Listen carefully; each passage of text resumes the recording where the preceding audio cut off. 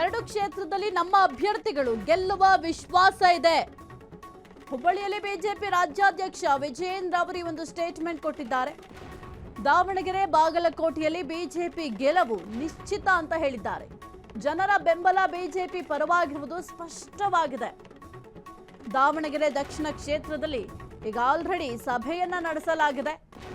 ದಾವಣಗೆರೆ ಬಾಗಲಕೋಟೆಯಲ್ಲಿ ಆಡಳಿತ ವಿರೋಧಿ ಅಲೆ ಇದೆ. ಕೈ ಆಡಳಿತದ ವಿರುದ್ಧ ಜನ ಅಸಮಾಧಾನ ಈಗ ಹೆಚ್ಚಾಗಿದೆ ಅಂತ ಹೇಳಿದ್ದಾರೆ. ಹುಬ್ಬಳ್ಳಿಯಲ್ಲಿ ಬಿಜೆಪಿ ರಾಜ್ಯಾಧ್ಯಕ್ಷ ವಿಜಯೇಂದ್ರ ಅವರು ವಾಗ್ದಾಳಿಯನ್ನು ನಡೆಸಿದ್ದಾರೆ. ಹಾಗಾದ್ರೆ ಏನ್ ಮಾತನಾಡಿದ್ದಾರೆ ನೋಡೋಣ. ಸಲ್ಲಿಸುವಂತ ಸಂದರ್ಭದಲ್ಲಿ ನಾನು ಕೂಡ ಅಲ್ಲೇ ಇದ್ದೆ. ಕಾರ್ಯಕರ್ತರ ಒಂದು ಉತ್ಸಾಹ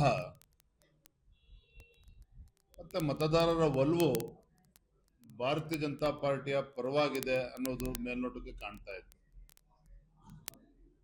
ಇವತ್ತು ಸಹ ನಾನು ಬೆಳಗ್ಗೆ 7 ಗಂಟೆಯಿಂದನೇ ದಾವಣಗೆರೆ ದಕ್ಷಿಣ ವಿಧಾನಸಭಾ ಕ್ಷೇತ್ರದ ನಮ್ಮ ಪಕ್ಷದ ಪ್ರಮುಖರ ಸಭೆಯನ್ನು ಕೂಡ ಕರೆದಿದ್ದೆ. ತದನಂತರದಲ್ಲಿ ಹಿಂದುಳಿದ ಸಮುದಾಯಗಳ ಪ್ರಮುಖರನ್ನು ಕೂಡ ನಾನು ಪ್ರತ್ಯೇಕವಾಗಿ ಭೇಟಿ ಮಾಡಿದ್ದೇನೆ.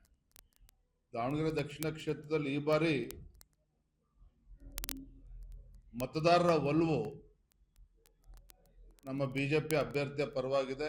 ಕಾರಣ ಏನು ಅಂತ ಹೇಳಿದ್ರೆ, ಮತದಾರರ ತಮಗೆ ಕೈಗೆ ಸಿಗ್ತಕ್ಕಂಥ ಒಬ್ಬ ಸಾಮಾನ್ಯ ಕಾರ್ಯಕರ್ತನಿಗೆ ಇವತ್ತು ಭಾರತೀಯ ಜನತಾ ಪಾರ್ಟಿಯನ್ನು ಅಭ್ಯರ್ಥಿಯನ್ನಾಗಿ ಮಾಡಿದೆ. ಕ್ಷೇತ್ರದ ಅಭಿವೃದ್ಧಿಯ ದೃಷ್ಟಿಯಿಂದ ಮತ್ತೆ ಬೇರೆ ಬೇರೆ ಕಾರಣಗಳಿಗೆ ಬಿಜೆಪಿಯನ್ನು ಗೆಲ್ಲಿಸ್ತಕ್ಕಂಥದ್ದು ಸೂಕ್ತ ಅನ್ನುವ ನಿರ್ಧಾರಕ್ಕೆ ಆ ಕ್ಷೇತ್ರ ಮತದಾರರು ಕೂಡ ಬಂದಿರುವಂಥದ್ದು. ಉತ್ಪ್ರೇಕ್ಷೆ ಅಲ್ಲ, ನನಗನ್ನಿಸ್ತದೆ ದಾವಣಗೆರೆ ದಕ್ಷಿಣ ಹಾಗೂ ಬಾಗಲಕೋಟೆ ಎರಡೂ ಕ್ಷೇತ್ರದಲ್ಲೂ ಕೂಡ ರಾಜ್ಯ ಸರ್ಕಾರದ ವಿರುದ್ಧ ಇವತ್ತು ಜನ ಬೇಸತ್ತಿದ್ದಾರೆ.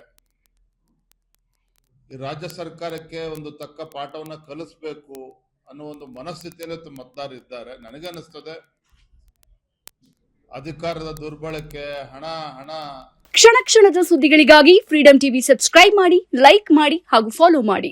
ಹೊಸ ಸುದ್ದಿಗಳ ನೋಟಿಫಿಕೇಶನ್ಗಾಗಿ ಬೆಲ್ ಐಕಾನ್ ಮೇಲೆ ಕ್ಲಿಕ್ ಮಾಡಿ.